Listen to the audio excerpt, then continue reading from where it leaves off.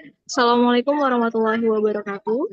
Yang terhormat Ibu Dian selaku dosen pengampu mata kuliah Gizi PTM, izinkan kami untuk mempresentasikan diskusi kali ini mengenai efektivitas intervensi nutritional support secara oral atau oral nutritional supplement atau bisa disebut dengan ONS pada penderita kanker prostat.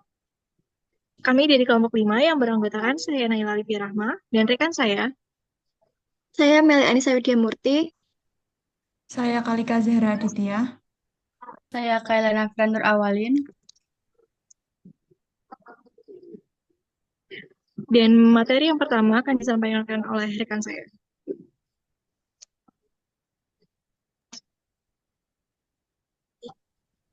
Kanker prostat merupakan salah satu jenis kanker yang sering dijumpai pada pria, terutama pada usia lanjut. Penderita kanker prostat sering mengalami penurunan status gizi yang signifikan, yang dapat disebabkan oleh berbagai faktor seperti penurunan nafsu makan, efek samping pengobatan seperti mual, muntah, dan gangguan pencernaan, serta kesulitan dalam memenuhi kebutuhan nutrisi melalui pola makan biasa. Malnutrisi pada pasien kanker prostat dapat memperburuk kondisi mereka, mengurangi efektivitas pengobatan, serta menurunkan kualitas hidup secara keseluruhan. Dalam hal ini, penggunaan oral nutritional supplements menjadi sangat penting. ONS dirancang untuk membantu memenuhi kebutuhan kalori, protein, vitamin, dan mineral yang seringkali sulit tercapai hanya dengan makanan biasa. Dengan memberikan asupan gizi tambahan, ONS dapat membantu meningkatkan status gizi pasien, mencegah penurunan berat badan yang beresiko, serta mendukung pemulihan tubuh. Selain itu, ONS juga dapat memperkuat sistem kekebalan tubuh dan mengurangi kelelahan, sehingga pasien dapat mempertahankan kualitas hidup yang lebih baik selama menjalani perawatan kanker. Karena kebutuhan nutrisi setiap pasien berbeda, penggunaan ONS harus disesuaikan dengan kondisi individu dan dipantau oleh ahli gizi atau tim medis terkait.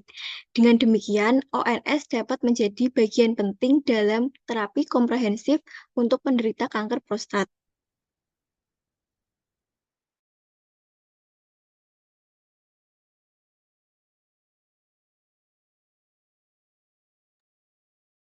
Selanjutnya ada purpose dan aim. Purpose-nya mengevaluasi efektivitas intervensi nutritional support secara oral atau oral nutritional supplement pada penderita kanker prostat dengan meningkatkan prevalensi malnutrisi pada pasien kanker prostat.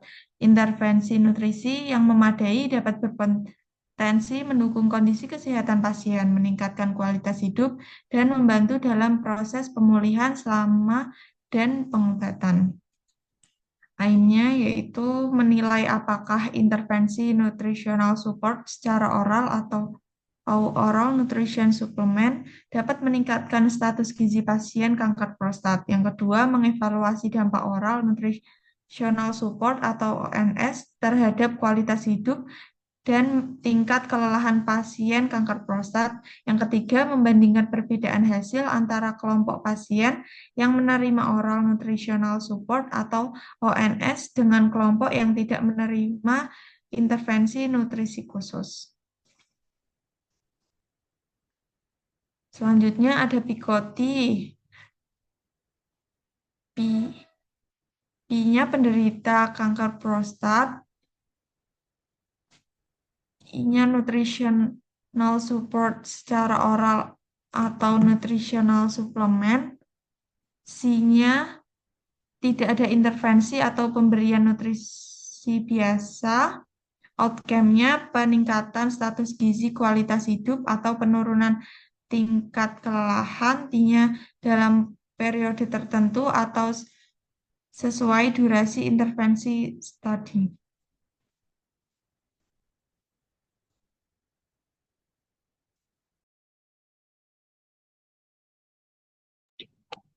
Boleh di dulu nggak ya, nanti di record ulang lagi. Kenapa, Nay? Nggak apa, nanti diedit lagi aja deh recordnya. Soalnya ini ada, nanti aku yang edit nggak apa-apa. Bentar ya. Hujan nggak sih?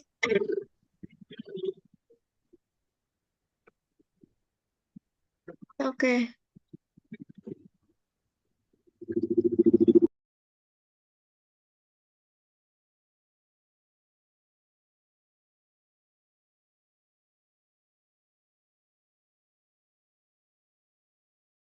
Oke. Eh, ini bacanya apa sih? Lycopene ya? Lycopene. Lycopene. Apa sih bacanya? Kopen nggak sih? Lycopene. Ya, aku mulai ya. Ya. Eh, Selanjutnya yaitu sintesis of evidence yang dari jurnal pertama yaitu Lycopene dan teh hijau, yaitu studi pertama meneliti efek suplemen Lycopene dan teh hijau terhadap sistem insulin like growth factor atau disebut dengan pada pria dengan resiko kanker prostat. Nah, studi ini menunjukkan bahwa meski tidak terdapat bukti kuat, ada sedikit indikasi bahwa Lycopene dan teh hijau mungkin berpotensi mempengaruhi level IGF. Meskipun hasilnya tidak signifikan secara statistik, penelitian ini menyimpulkan bahwa studi lebih besar diperlukan untuk memperkuat temuan ini. Kemudian jurnal yang kedua yaitu omega 3 pada gejala psikologis, yaitu studi kedua mengevaluasi efek suplementasi omega 3 pada gejala psikologis seperti depresi dan kecemasan pada pria dengan kanker. Penelitian menunjukkan penurunan gejala psikologis secara keseluruhan pada kedua kelompok, namun omega 3 tidak memberikan pengaruh yang lebih besar dibandingkan dengan placebo. Ini menunjukkan bahwa omega 3 mungkin tidak terlalu efektif dalam mengurangi gejala psikologis pada pasien kanker prostat pasca prostatektomi radikal. Nah, kemudian yang ketiga, jurnalnya yaitu kreatin dan latihan ketahanan. Teorisnya yaitu ketiga mengamati pengaruh suplemen kreatin yang dikombinasikan dengan latihan ketahanan pada komposisi tubuh, kekuatan otot, dan fungsi fisik pada pasien kanker prostat yang menjalani terapi androgen deprivation atau ADT. Hasil studi menunjukkan bahwa suplemen kreatin dalam latihan ketahanan dapat meningkatkan massa bebas lemak, kekuatan otot, dan fungsi lemak. Namun, penelitian ini terbatas pada pria dengan kanker prostat yang menerima ADT, sehingga hasilnya mungkin tidak dapat generalisasi ke populasi lainnya. Mungkin bisa di next. Next. Nah, selanjutnya ada outcomes. Outcomes yang pertama dari jurnal pertama yaitu, mohon maaf, bisa diulangi. Outcomes pada jurnal yang pertama yaitu pengaruh biomarker IGF oleh Lycopene dan teh hijau.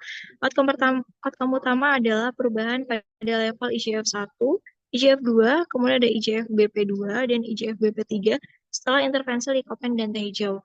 Nah, outcome sekunder adalah tingkat kepatuhan terhadap konsumsi suplemen yang diukur dengan konsentrasi Lycopene dan epigalokatekin atau EGCG dalam serum. Kemudian outcome yang kedua pada jurnal yang kedua pengurangan gejala psikologis dengan omega 3. Outcome utamanya yaitu perubahan tingkat depresi dengan skala hospital anxiety dan HAD.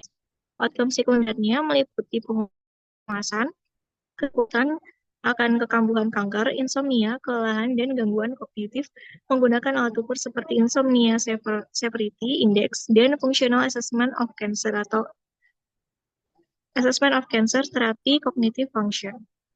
Kemudian outcome yang ketiga dari jurnal ketiga perbaikan komposisi tubuh dan fungsi fisik kreatin dan latihan ketahanan, yaitu outcome utamanya peningkatan massa bebas lemak yang diukur dengan dual energy X-ray absorptiometry atau DEXA. Kemudian outcome sekundernya meliputi peningkatan otot dinilai dengan uji atau 1 RM, kemudian kualitas atau menggunakan SF36 dan EORTC KLK-C30. Kemudian ada pengurangan kelelahan atau dengan functional assessment of chronic illness terapi fatigue. Bisa di next. Oke, selanjutnya ada measurement plans. Yang pertama pada jurnal 1 yaitu GF System Assay untuk Lycopene dan teh hijau, yaitu pengukuran dilakukan sebelum dan sesudah intervensi selama 6 bulan dengan pengumpulan sampel darah untuk mengukur level IGF 1, IGF 2, IGF BP2 dan juga IGF BP3 menggunakan radioimunisasi dan enzim link atau ELISA. Kemudian yang kedua, dari jurnal yang kedua yaitu skala psikologis untuk omega 3, yaitu pengukuran gejala psikologis dilakukan pada awal 3 bulan, 6 bulan, 9 bulan hingga 12 bulan setelah intervensi menggunakan skala HADS untuk depresi dan kecemasan serta skala lain untuk kelelahan, insomnia, dan gangguan kognitif. Kemudian data dikumpulkan melalui kuesioner mandiri yang diisi oleh peserta. Nah, yang selanjutnya ketiga dari jurnal ketiga yaitu DXA dan uji kekuatan untuk kreatin dan latihan ketahanan, yaitu pengukuran dilakukan pada awal dan setelah 12 minggu intervensi meliputi DXA untuk komposisi tubuh, uji kekuatan 1 RM pada beberapa latihan, dan tes fungsional fisik seperti 400 meter walk test peserta time up and go test untuk mengukur perubahan kekuatan dan fungsi fisik. Nah, kemudian penelitian dilakukan oleh fisiolog olahraga yang terakreditasi untuk memastikan keselamatan peserta.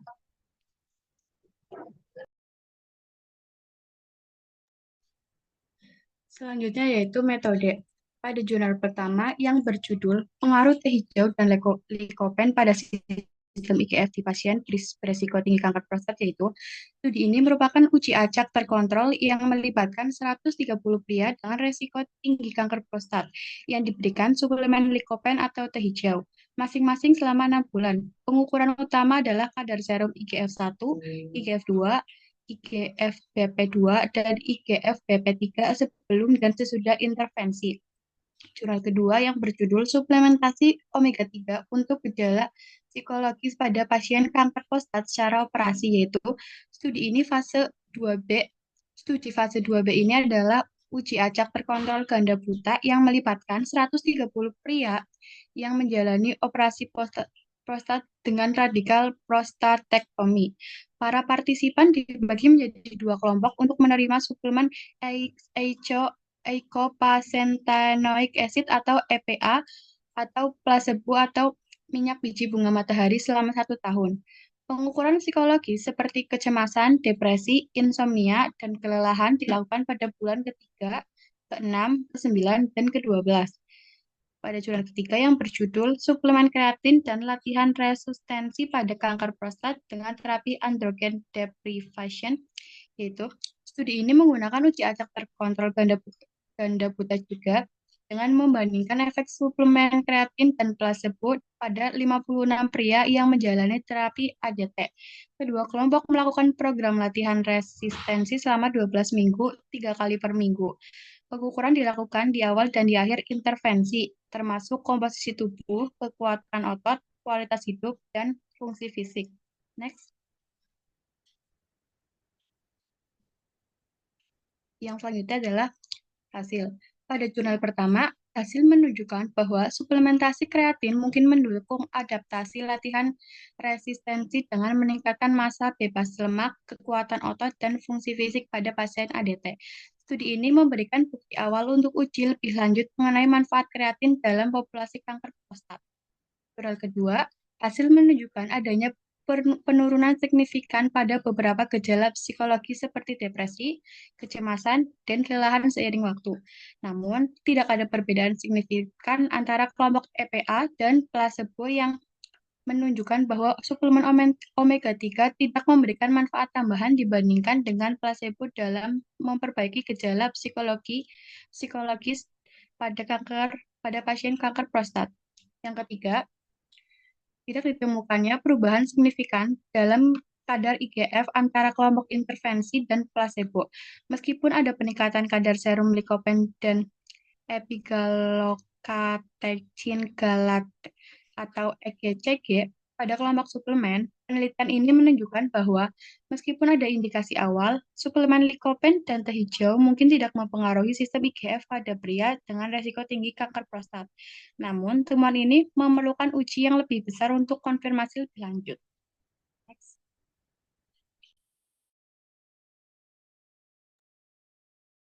Baik, selanjutnya ada implication for practice.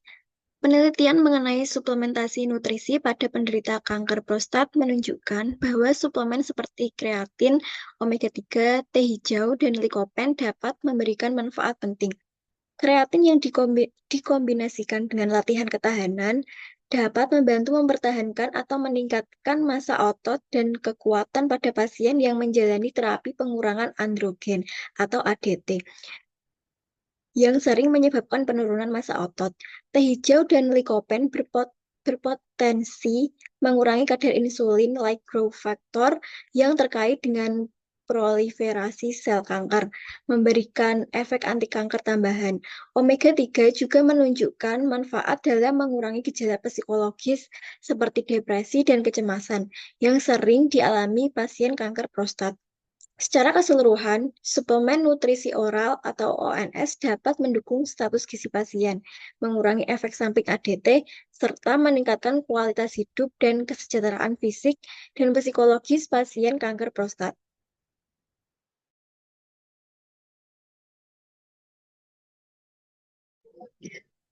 Berikut 3 jurnal ini adalah referensi dari jurnal kelompok kami. Mungkin sekian cukup. Terima kasih. Apabila ada kesalahan, kami mohon maaf. Apabila ada pertanyaan dari teman-teman yang kurang bisa dipahami, bisa di kolom komentar pertanyaannya. Nanti akan kami jawab. Terima kasih. Wassalamualaikum warahmatullahi wabarakatuh.